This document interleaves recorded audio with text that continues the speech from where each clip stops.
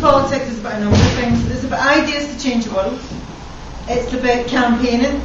It's about having the bottle to stand up against injustice, the ruling class, the fascists, as many comrades in this room have done recently. And it's also, though, about having principle. And our next speaker is a man of principle, a man who left the Labour Party, who could have had a crucial life in a Member of Parliament's position, who joined the Scottish Socialist Party, who is still fighting for the ideas of socialism, who's been a lifelong socialist, who didn't sell the jerseys, John McAllion.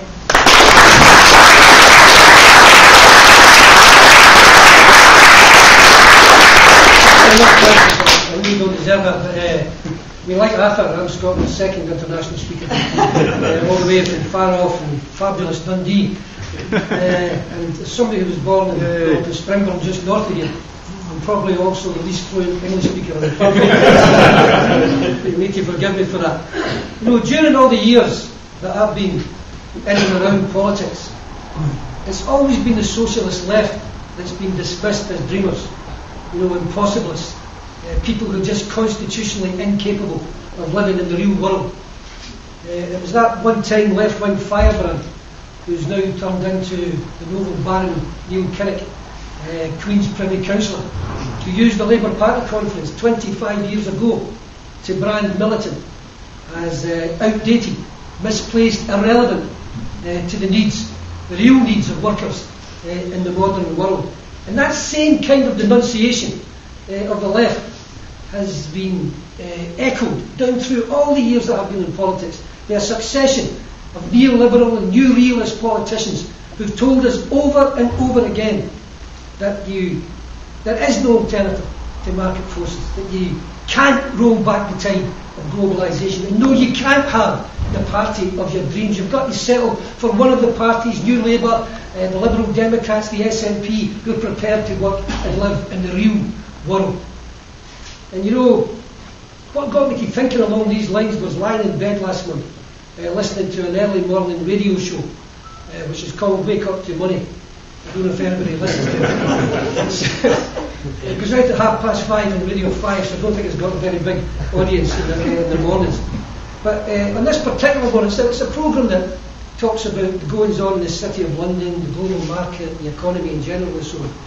And there was this one segment I was lying listening to where the presenter was talking to an expert, a so-called expert who worked for one of the big firms in the city.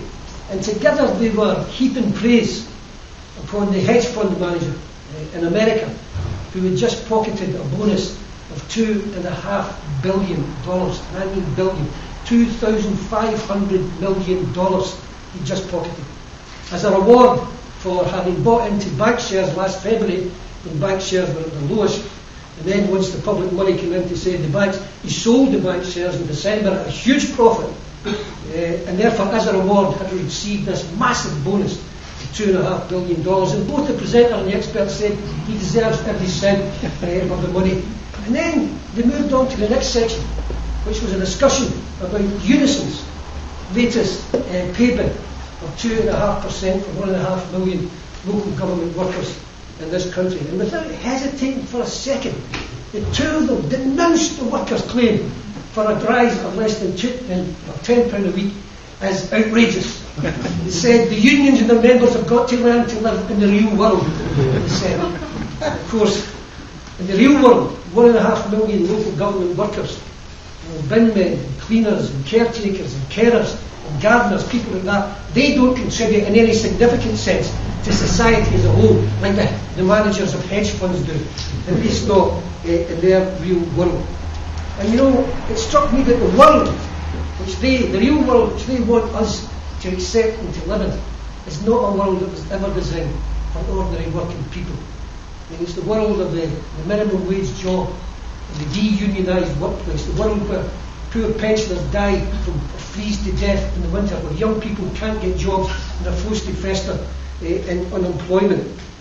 And it's not the world that we should. It's also a world where there's absolutely no justice for ordinary workers. And there was two things that sprung to my mind about that. Recently, the Chancellor, I think it was, told us that the bonuses for greedy bankers had to be honoured because these bonuses were part of legally agreed contracts that were already in place and therefore couldn't be changed. And yet that exactly same principle doesn't apply, for example, to low-paid civil and public servants working for the government, because recently the Cabinet Office has unilaterally changed the redundancy terms for government workers, which will cost them up to a third of their previous legal entitlement. They could lose that as a result of these changes that have been unilaterally imposed. And yet when their union PCS goes on strike to defend their position, the unions condemned as not living in the real world. And that, I think, highlights the fact that it's always one law for the rich and another for the poor in the world that we're expected to live in, to be realistic about from their perspective. And the other thing was listening to the radio last night. I don't know if anybody heard it on Radio 4. They actually had an interview with a young investment banker. And the banker had agreed to do the interview on the basis that his anonymity was preserved. Probably just as well. And, there's no names, we didn't know what his name was, we didn't know what bank he worked for. But he was in his 20s, he was a young man. And he'd gone straight into investment banking from university. And his basic pay was £50,000 a year, which he then would double through bonuses, which were worth £50,000 and £60,000 every year. £110,000 a year, not bad for your first job when you leave university. No minimum wage job for him. And he defended it. He's saying he worked long hours, including working at weekends, and he deserved every single penny he got. But as he was rabbiting on, something else came into my mind about it. An article that I read in The Independent last month. It was a feature on the 231st British soldier to be killed in Afghanistan. And he too was in his 20s. In fact, he just turned 20. But unlike the investment banker, he'd never got to university. In fact, he left school with no qualifications. He'd gone to college, but he dropped out of college because he couldn't handle the curriculum. He'd ended up in a casual job valeting motorcycles. And his life was actually going nowhere, and then he joined up as a rifleman for £17,000 a year, a lot of money for him. And more importantly, I think, for him, was the release that came across in this article in the paper, was that it gave him some kind of status amongst his friends and family. He was a somebody at last. He felt he was doing something. He joined the British Army, he was now a rifleman, he had some status in the local place that he came from. And then he joined the British Army in February of last year, and as soon as his basic training was finished in September, they shipped him out to Helmand, and within 6 weeks of arriving in Helmand, he was killed.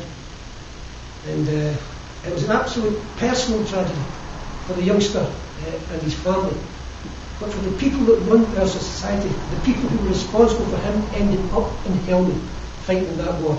He's just another statistic. He's briefly remembered for a few moments, gets his name read out in the House of Commons, and then he's forgotten. It becomes just another statistic in their so-called war and terror. And you know, when I think about things like that, it's not that I just don't want to live in their real world. I refuse to live in their real world. And so should every other worker in this country refuse to live in their real world.